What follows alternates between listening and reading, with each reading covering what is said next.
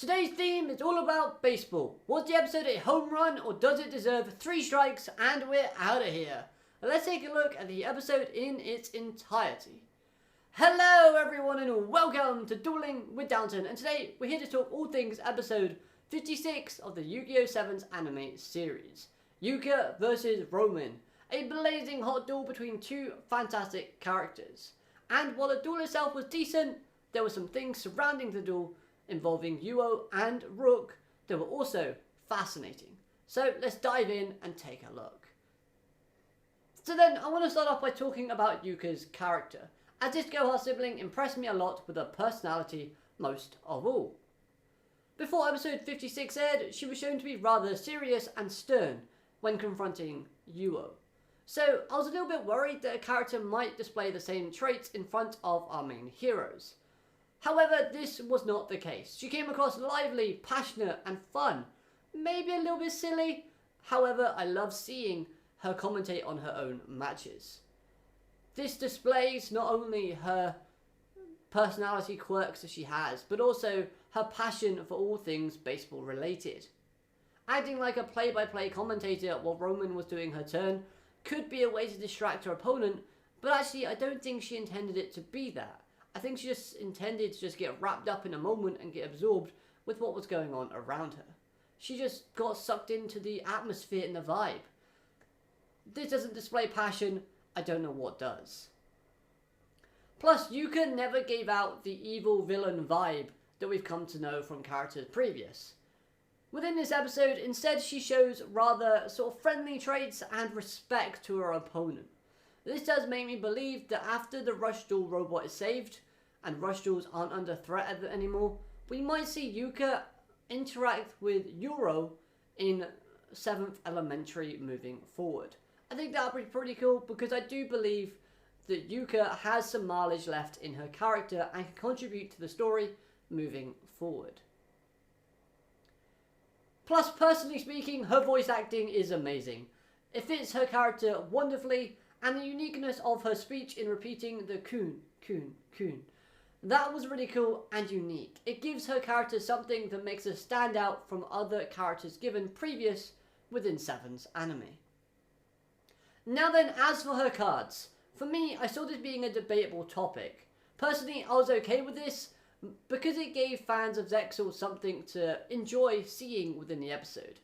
Yuma Tsukumo's monsters returning like Gagaga Magician and Gagaga Archer, but with a baseball theme and a fire attribute, was pretty cool in my opinion. This, I thought, was a great reference. Another great reference was, of course, her ace monster, being a tribute variation of number 39, Utopia. Now, of course, this was a tribute summon and not an XYZ summon, so that in itself was a great thing. I'm glad it was a tribute. I like the play on words that her ace monster truly had though, because it wasn't Utopia, it was Uniform number 39, Junior Baseball King Run. Of course there was a play on words and it sticks with the theme of baseball. This was pretty cool. Its effect was near enough a reference to Double or Nothing spell card that Yuma loved to use as well, as it increased Uniform's attack by 2,500, which is its original base attack value. So if the field spell wasn't on the field, it would technically be double the attack power. Now of course this was a slight reference because it wasn't word for word doubling Uniform's attack, because if it was doing that, then it would of course add on the bonus given from the field spell as well. But still though, as references go, Yuuka's deck was full of them. Overall, I thought Yuuka's character was great. Her cards were good as well, and my only concern with her future being the duels that she has to come, as the baseball theme might not look good visually outside of the baseballing field. And her winning, I believe, was the right call in this situation, because not only does it give momentum to the Goha siblings and establish herself as a great duelist, but it also doesn't hurt Romin's character in the slightest. Romin looks strong throughout the entirety of the episode, and she finished it fired up and not wanting to lose anymore. Plus, this win potentially sets up Yuo versus Yuuka as a future duel moving forward. Yes, I believe that if we are to get a sibling versus sibling duel within 7s, it's going to be Yuo versus Yuuka. Yuo expected her to lose this duel, meaning that he does in fact want all the siblings to lose their privilege as Goha president, until only he remains at the top. Ultimately, Yuo would win this duel if facing Yuuka. This in turn adds more weight behind that victory and establishes Yuo as a villain and as a credible duelist. It's better to be someone who has won duels instead of facing a character who keeps losing and has a losing record. This of course would just be to build hype and to build momentum behind Yuo before he ultimately gets defeated by our main heroes. Or doesn't, and we have some shocking twists at the end of this arc. Still though, I think it's really cool to see things kind of play out slowly in terms of plot progression and kind of needing to keep a bit more of an eye on Yuo moving forward. So now switching gears to talk about Rook. This character was extremely annoying throughout the episode, especially with that base stealing joke.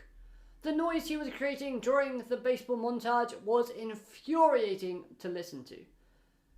But there was something quite intriguing about his character. He seemed to believe that Team Russians might lose their confrontation with the Goha siblings. Throughout the episode, Rook was saying things like even if Yuuka becomes an employee and eventually the president of Goha, he's going to steal the president's seat. Little lines like this were scattered throughout the episode as it shows a lack of belief and confidence within his own team. Surely the idea of them losing enough times to make Yuuka join Goha should not even be a factor within Rook's mind, or the mind of a king, which we know Rook likes to call himself the King of Duels because he's won that tournament that gives him the title. However, this does also show Rook wanting to be president of Goha in the future. Could this also hint at a turn for Rook's character? Maybe if he was offered the president's seat by one of the Goha siblings, maybe manipulation by Yuo, maybe Rook might turn on our heroes. Plus, did Rook really hear the voices of his cards when they were talking to him about wanting to partake in this duel? Or was it just him goofing around? Obviously I'm joking with that question, I just simply wanted to plug this video about Rook seeing souls. Can't blame me for trying.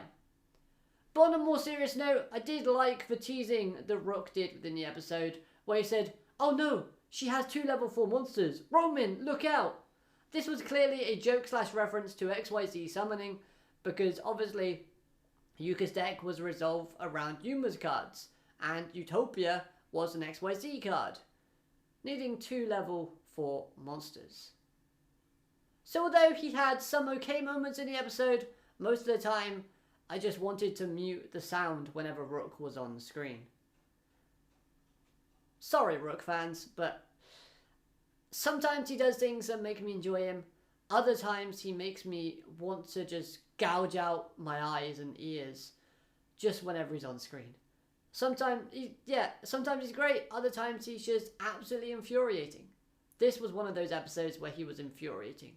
But he did have some decent things to talk about, so I had to include it here. Now then, Romin losing here does not harm her character in the slightest. She has a lot of great wins under her belt already. She really did not need to beat Yuuka in this situation. The siblings needed the momentum more than our heroes did. Plus, this episode makes her look strong and respectable throughout it anyway, so I feel like her winning would have probably damaged her siblings more than it would have damaged Romin herself. I loved Kaido's reactions to seeing how good Romin was at baseball and how athletic she actually is. He was surprised, and that face was probably one of the better Kaido faces we've seen. It wasn't so creepy. As for the way she played the duel, I really don't see a problem with her using Rook's cards, as ultimately they worked to some degree within her deck and did not offset its balance too much. In fact, she almost won the duel using the cards that Rook gave her even. Still, seeing Blue Medicine was pretty cool and a nice throwback card. I must have missed something though, because a lot of effect activations did go off. But one minute we saw Romin at 5,100 life points, and then next minute she was being attacked, and her life points started off, before they depleted to 0, at 1,300. I must have to rewatch something there, because something went right over my head. Oh well, but nevertheless though, Romin did show a good showcasing in the duel. She used cards she was unfamiliar with, and still managed to nearly scrape a victory, but of course, it was all said and done at the end. One last note about Romin though was her blushing when Euro was on screen. Romin's still thinking about that amazing catch he made last episode. Wonder if they'll expand on that a little bit more later on. We'll have to wait and see. Now, some other interesting things to note from the episode was Yuuka's portability in sports, while also showcasing just how good Gakuto was at physical activity. Which makes sense considering how helpful he's been around the school as their president. He's been fixing the roofs, he's been trying out in the clubs and sports activities, so him being good at baseball, yeah, I should have seen that coming. Now, I haven't mentioned this before, but the ending comedic skits within Sevens have been absolutely brilliant. They're really funny to watch, and yes, they are a little bit weird, but at the same time, I much prefer them over the ending for Ending 2. I feel like these comedic comedy moments at the end have just been a great bit of relief at the end of the episodes. Overall, this episode was great and a lot of fun to watch, leaving us with a little piece of plot progression in regards to the card that Yuo is creating. It turns out that is acceptable in the rush dueling format. However, I want to hear what you have to say about this episode in the comment section down below. And I do hope you've enjoyed this review. If you have, hit that like button, comment and subscribe, all of that good stuff. And I'll be seeing you next time. Have a great day, alligator, matane, goodbye.